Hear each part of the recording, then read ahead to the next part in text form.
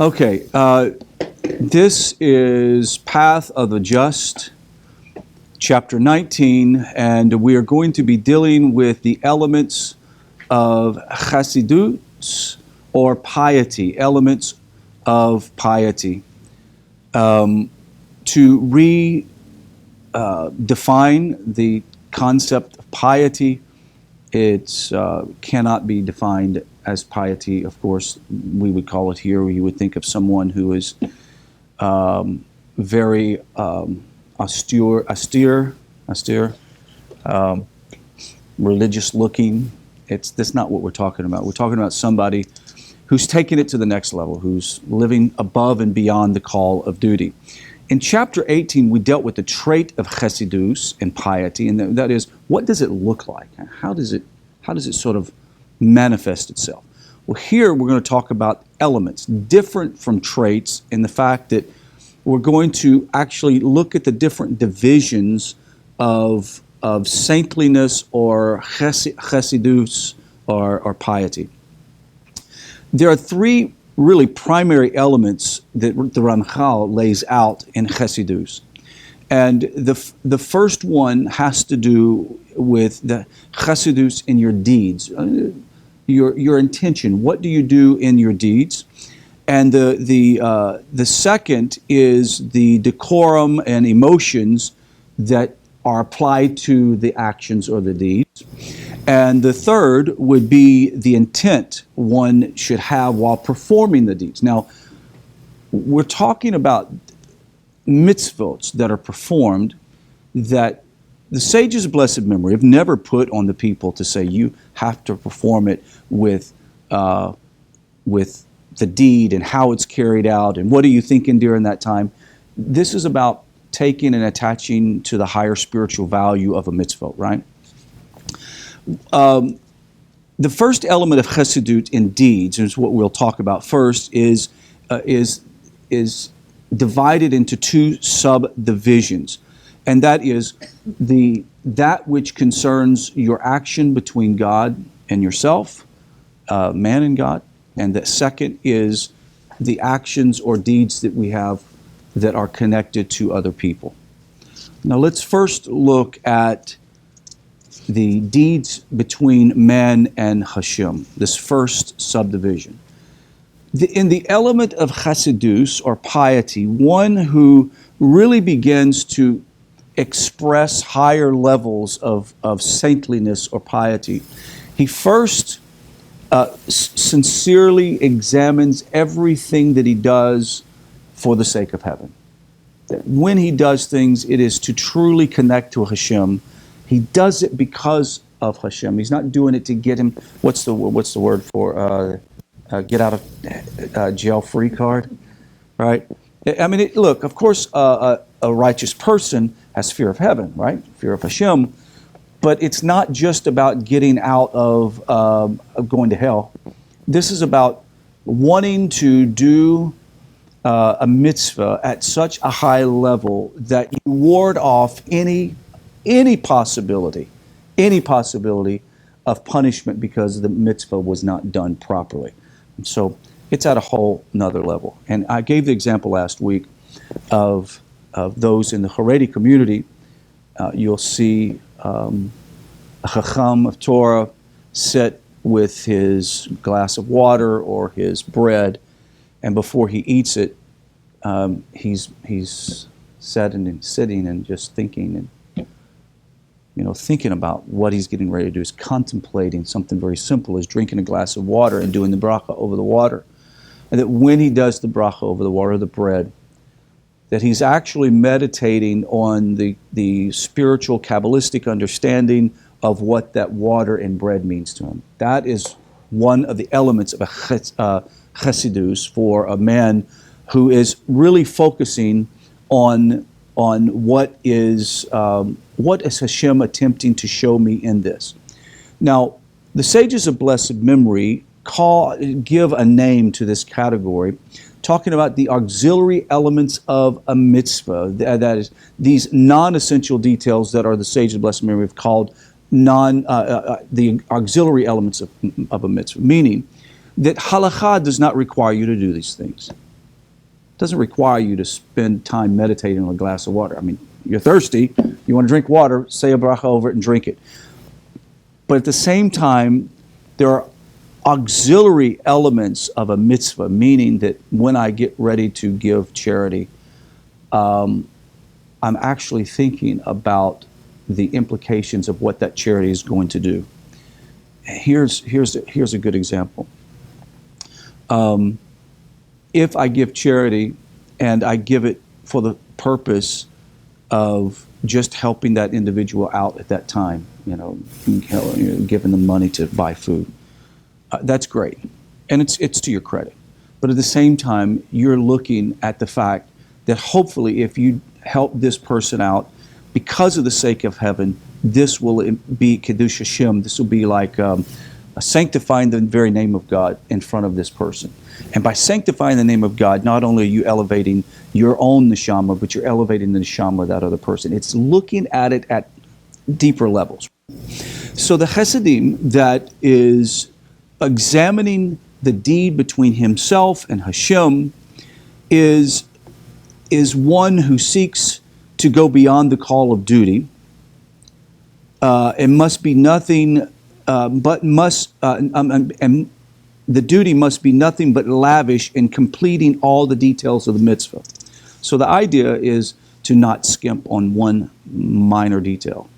For example, to buy tefillin, if you can afford to buy the $3,000 tefillin, you should buy that. Don't skip out on buying a lesser costly kosher tefillin. If you can afford it, you do it.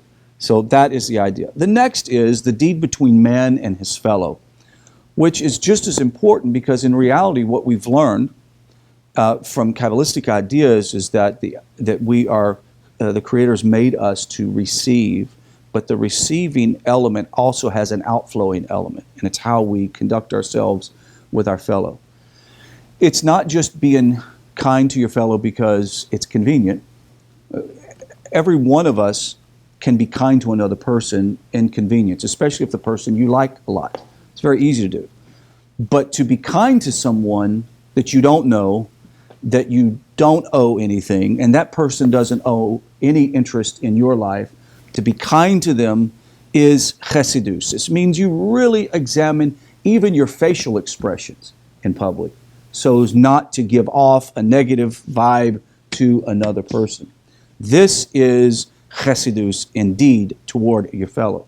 That means that as you're walking through the store or you're going about your business, that you are also guarding the way you look so that you don't pass off any level of rudeness to a person. A clerk, for example, going, like for me, it's like I like to go above and beyond the call of duty to make them feel like I really appreciate the service. It means a lot. Because I know I used to be on the other end of the service thing, and it wasn't fun at all. Always having demands by people and no appreciation at all. If anything, the demands are just unreasonable. Yes? I like if I'm in a restroom and someone's cleaning it. Yes. To thank them for doing it. Yes, absolutely. I mean, that's to me, because they definitely don't get any thank yous there. No, and think about it, that's a very lowly job to have to do, to clean the restroom, a public restroom. Absolutely. So let's look at just a little bit into some of the things that the Ramchal expands on in these areas. Now, mind you, this is about acts of kindness in physical matters, okay? Just downright good politeness, kindness. How do you present yourself? And concerning physical matters, chassidus entails that one should strive to help every person however he can and lighten their load upon them. This is the concept that we learned about as one of the 48 ways of acquiring Torah in Avos 6:6. It says, bearing the burden with one's fellow. Also, if some harm threatens the body of this fellow, and he is able to prevent it from striking or removing it after it struck, and avert further harm, he should exert himself in order to do so. So this idea of protecting your your brother, protecting your neighbor, protecting people around you, very important. And also there's something very fulfilling because you bring tikkun. It's like watching the grocery buggy start to sway away from a woman who's holding a child and trying to put groceries in the car, and then you go over there and help her pack groceries. Now, the problem that we live in this modern age, you've got to be careful that she doesn't think that you're there to rob her or take her child or something. So you have to practice good common sense. It's easier when you have your spouse with you to do something like that. But those are some of the things. Now, benevolence in finances. Let's talk about, here's one of the aspects. We talked about one was benevolence in your presentation publicly. How kind are you in public to other people? Most people don't even think at that level. They just don't even think about it. It's not something that crosses their mind, but it's something that if you're attempting to reach another level, you can't help yourself but to always be concerned about what the other person thinks and perceives and how you make them feel. Are you making an impact on every person that you've come in contact? It's very important to think about that way. When you're at the counter checking out at the store, or whatever it may be, are you making an impact? Or are you just another, face in the world? Let's look at financial matters. The idea of a person who has developed piety and saintliness, he obligates himself to assist others financially if he can. If he cannot afford it because he doesn't have the finances to do it, there are other ways to make an impact on their finances. How do you do that? By lessening the load that they have to come up with in their own finances.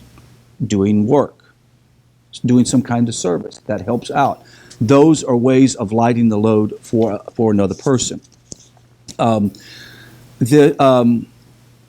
This also means that one should refrain from any action and remove any object that may cause damage to another person. And even right now, the potential for the damage emerging from these objects are unlikely. Since such damage is at least possible, he will remove them and eliminate them. And the Sages of Blessed Memory says in Avos 12:2, says this, let your fellow's possession be as dear as your own. Benevolence regarding another's emotional well-being. Now, this is interesting. This is sort of a takeoff of the thing we were talking about in the beginning. Concerning emotional matters, chassidus demands that one strives to provide for his fellow whatever gratification he can, whether it matters to honor or any other matters of effect of his fellow's emotional well-being. I mentioned to you guys the other day about going to my aunt's funeral, right? And last week. And I mentioned to everyone, and it sounds like a cliche, but it's absolutely not a cliche. She made you feel like you were the center of the world and you're the most special person to her. She did. As a matter of fact, I told you guys that my aunt had that in her jewelry box for me when I was 2 years old, right?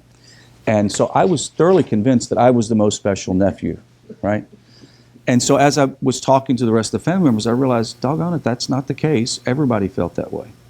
And she wouldn't go as far as giving you some detail about your midot, your character that she really loved, right? And that's what made it special. It wasn't, there's some people can sort of heap on platitudes and you kind of know this is empty, vain talk. They're just trying to, whatever you call it, whatever. Flatter you, that's it. She didn't flatter you. You really honestly felt like, wow, she just must really love me. That is saintliness. I mean, that is saintliness, to be able to have that. Now, some people naturally have that. But, a person who naturally has that, then they're doing what comes natural. There's no real great value in mitzvah in doing what comes natural to you, right? The great mitzvah is when you, in your character, generally don't even think about it, and you force yourself to do it. The next time you see somebody, you mention something that is very special, that builds them up and builds character. That is the support that the Ramchal talks about, supporting in matters of emotion. The Ramchal encapsulates the various forms of benevolence into a single classification, and which is called Gemilis Chassidim, or bestowing kindness, or sages of blessed memory, spoke unreservedly in this praise and regarding our obligation to perform it.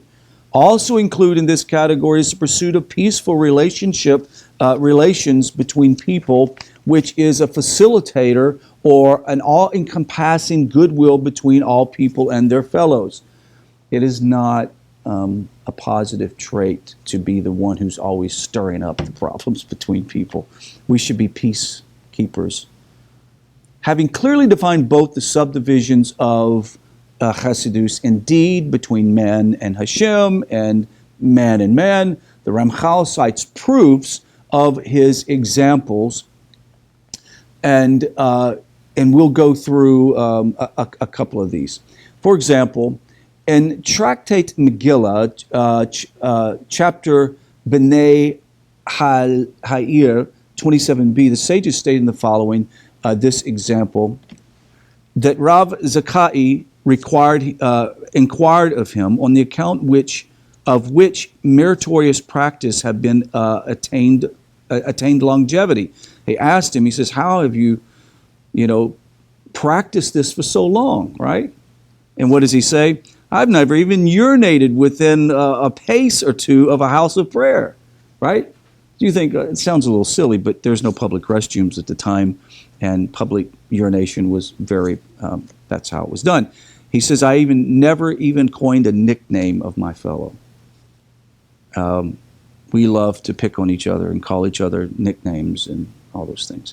But this Chacham wouldn't even call somebody by a nickname just because he didn't want to cause a problem. He says, I never neglected to recite Kiddush on the day of rest. Never. Never. There is another example. Let's go on over to where it talks about Rav Prida. It says, they asked him, on what account of which meritorious practices have you obtained longevity in life? And this is what he says. In all my days, no person ever preceded me to the house of study. So no one, I was always the first one in the seat. Right? No one beat me into the house of study. He says, also, I never recited Brechas Hamazon in the presence of a Kohen, nor did I eat the meat of an animal whose priestly gifts have not been separated.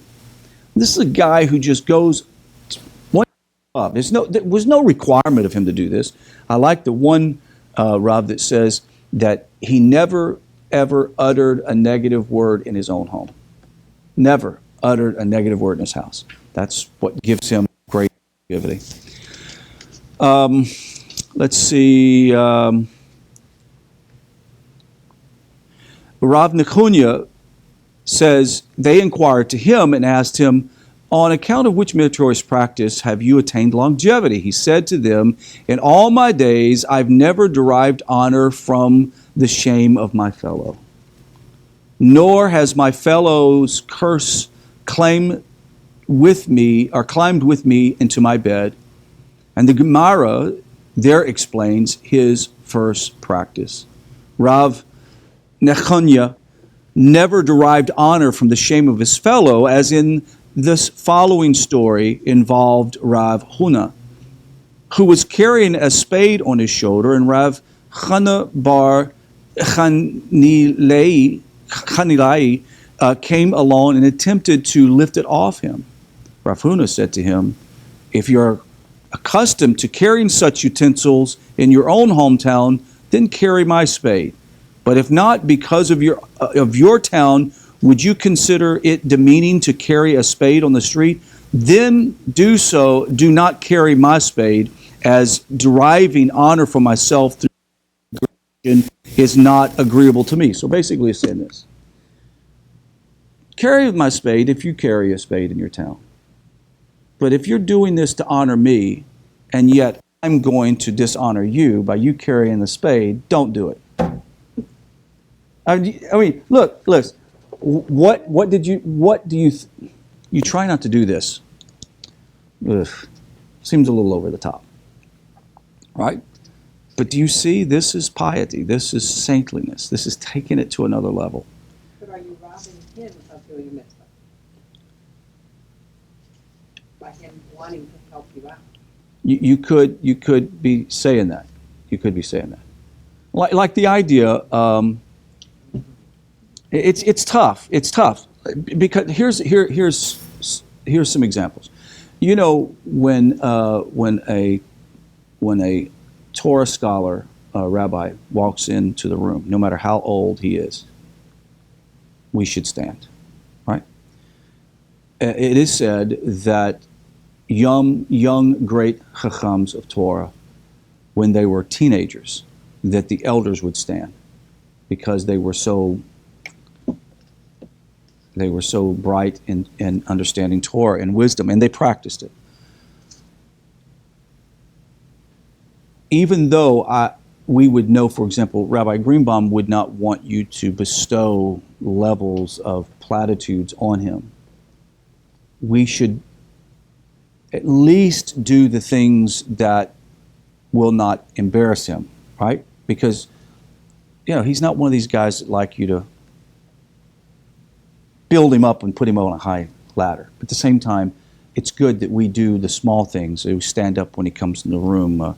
We speak respectfully toward him. We never address him by his first name, by itself without adding Rav to it. So these are practices that we can actually put into action now. It's also about how we treat other people. What do we do with other people? Because sure, it's easy to treat a great Rav with respect. But sometimes we can ignore the fact that we should be doing this for each other. Because in reality, our holiness before Hashem depends on our presentation with each other. It's something to have to consider. Now, the Ramchal elaborates on this uniqueness of this behavior. He says, now we see that even though the connotation of gaining honor through the shame of one's fellow, which the sages describe as very grave transgression, refers to one who actually makes an effort to disgrace his fellow, so that through his degradation, his own honor will increase. Nevertheless, for the chassidim, it is unbecoming to receive any honor. Now, this is the tough place, is where a chassid would say, don't do that to me publicly. That's embarrassing. I don't want to receive any honor. We can honor that request by presenting our level of respect when he's not around, right? So that you don't make him feel embarrassed in public by you putting platitudes on him. You can still honor him, revere him by your actions, which is very important. Even if his fellow is one who comes and suggests that he receives this honor and is thus completely amenable to it, if that honor will be a cause of disgrace for his fellows, thus the chessed's definition of gaining honor through the shame of one's fellow is much broader than the strict halachic definition of this term. One of the things that sort of becomes ingrained in military leadership training, and you'll see it at some levels at corporate America, a leader leading in such a way that he's very mindful of the rest of the team, always mindful of the team. The new the chairman of the Joint Chiefs of Staff, the Marine Corps general, was asked during the Iraq War, when he took his regiment all the way through Iraq, all the way up to Tikrit, was asked, how would you like to be best remembered? And without skipping a beat, he said, I would like to be best remembered that my men would say that I always had their back and that I always took care of them, right? That is a humble leader. He didn't say, I want to be best remembered, to be a great general, that I led the military and, whatever. Didn't say anything about himself except that I want to be remembered as a person who had their better interest in mind. This is saintliness. And this idea of saintliness is, if you'll notice the difference between, for example, our current president will often say, my people, my staff, my military, right? He will always say, I did this and I am doing that. Other past presidents, Ronald Reagan of blessed memory, would always say we. We'll do this, we do that, we can check this out. It's a whole different concept.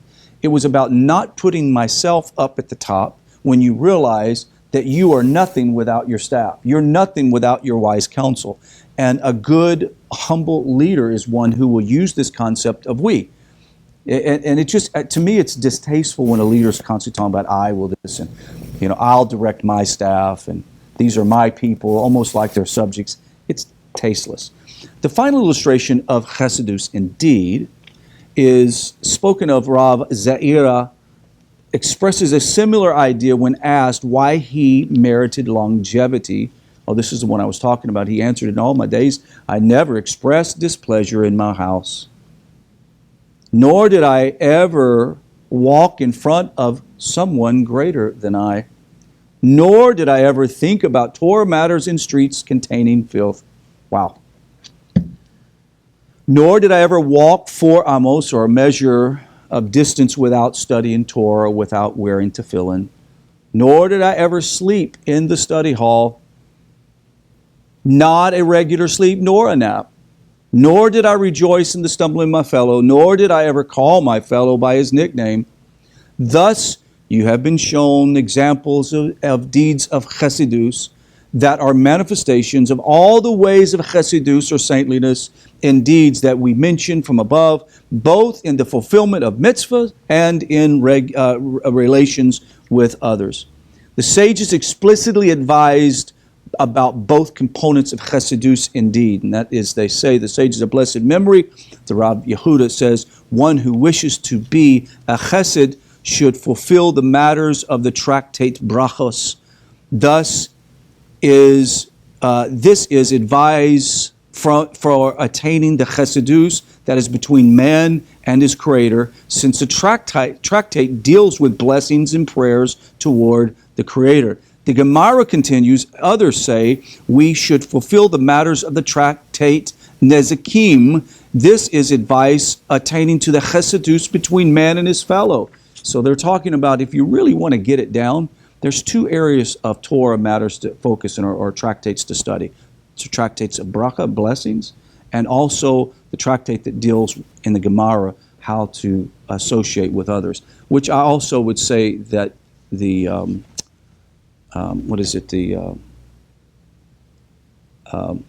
Ethics of the Fathers, Pierre Chabot, also deals very strongly in that matter.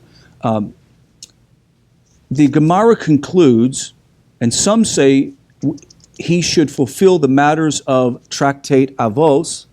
This is because they're in the teaching of Tractate Avos are incorporated concepts from all the components of chassidus.